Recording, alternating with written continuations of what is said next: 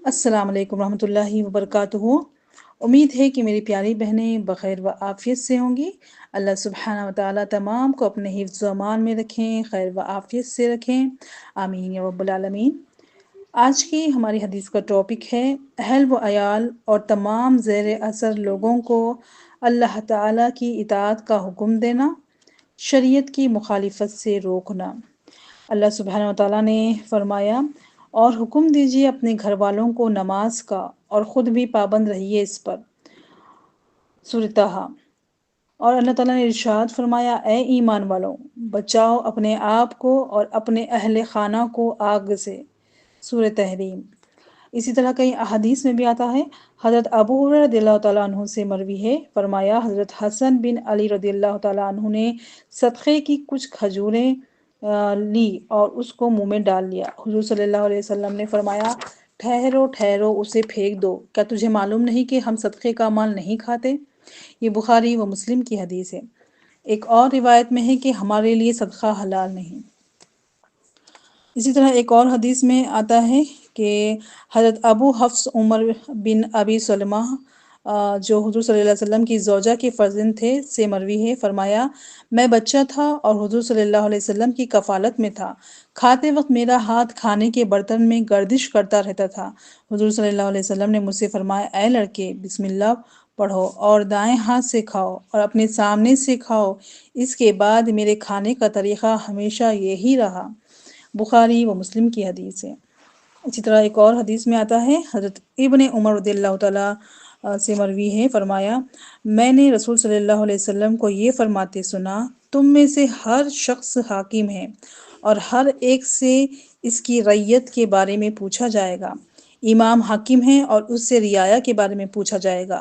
مرد اپنے اہل خانہ کا حاکم ہے اور اس سے اس کی رعایا کے متعلق پوچھا جائے گا۔ عورت اپنے خاوند کے گھر میں حاکم ہے اور اس سے اس کی رعیت کے بارے میں پوچھا جائے گا۔ ملازم اپنے آقا کے مال کا حاکم ہے اور اس سے اس کی رعیت کے بارے میں اس کے متعلق پوچھا جائے گا۔ پس تم میں سے ہر کوئی حاکم ہے اور ہر ایک سے اس کی رعیت کے متعلق پوچھا جائے گا۔ یہ بخاری و مسلم کی حدیث ہے۔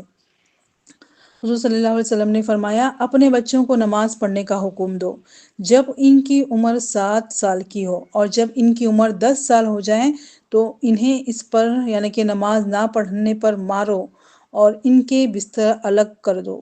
یہ حدیث حسن ہے، ابو داؤد نے اسے روایت کیا ہے۔ اسی طرح ایک اور حدیث میں آتا ہے کہ 7 سال کی عمر میں بچوں کو نماز سکھاؤ اور 10 سال کی عمر میں بچے کو نماز کے لیے مارو۔ یہ ابو داؤد اور ترمذی کی حدیث ہے۔ بچے کو نماز کا حکم دو جب وہ 7 سال کی عمر کو پہنچ جائے۔ یہ ابو داؤد کی حدیث ہے۔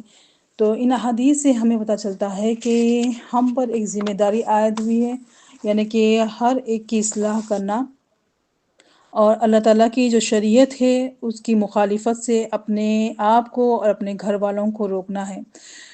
اور سب سے بڑی بات یہ ہے کہ ہم کو پہلے تو اچھے انداز میں، پیار بھرے انداز میں کہنا ہے، اور جب یہ نماز کا جب معاملہ ہو تو اس میں سختی بھی برت سکتے ہیں ہم، یعنی کہ ایسی سختی بھی نہیں، بہت زیادہ بھی نہیں، لیکن ہلکا پھلکا مار بھی ہم مار سکتے ہیں بچوں کو نماز نہ پڑھنے پر۔ اور اللہ تعالیٰ ہمیں اپنی رعیت کے بارے میں جب سوال کریں تو ہم اس کا صحیح طریقے سے یعنی کہ ایک مطمئن طریقے سے جواب دینے والوں میں ہم تمام کو شامل فرمائیں، اور ہماری جو ذمہ داری ہے ایک بحیثیت ماں، ایک بحیثیت بیوی، ایک بحیثیت بہو، اور اسی طرح ایک بحیثیت بیٹی، یہ تمام ذمہ داریاں اللہ تعالیٰ ہم تمام سے بخوبی انجام فرمائیں۔ اور اسی قرآن اور حدیث کے مطابق اللہ سے دعا ہے کہ اللہ تعالیٰ ہماری اصلاح فرمائے اور ہماری پکڑ نہ کرے۔ جزاکم اللہ خیر۔ السلام علیکم ورحمۃ اللہ وبرکاتہ۔